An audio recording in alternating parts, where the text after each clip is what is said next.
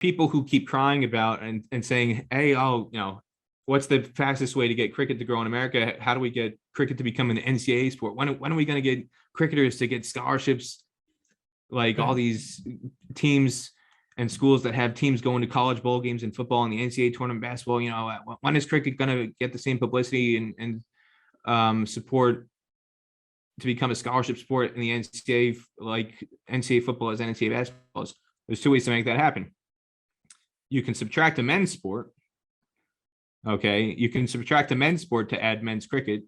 So good luck trying to convince a university administrator to subtract men's baseball or men's golf, even the lesser, lower profile sports. Forget men's basketball, men's football. If you're trying to convince somebody to get rid of men's golf, men's tennis, men's rowing, men's wrestling, those are still legacy sports. Those are Olympic sports.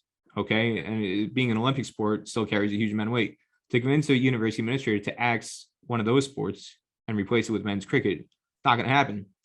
A much easier way to make it happen is adding women's cricket at the same time as men's cricket. You don't have to subtract a sport in that instance because you're adding women's sport at the same time.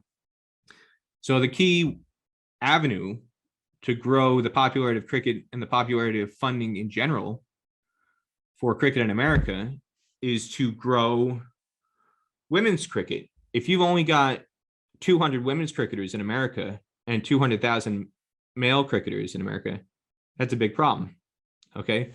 But what's the way to help bridge that gap? I brought this up in a couple different places to go back to the original point of the question. Recruiting female athletes who are in sports where you're really not going to have a professional pathway.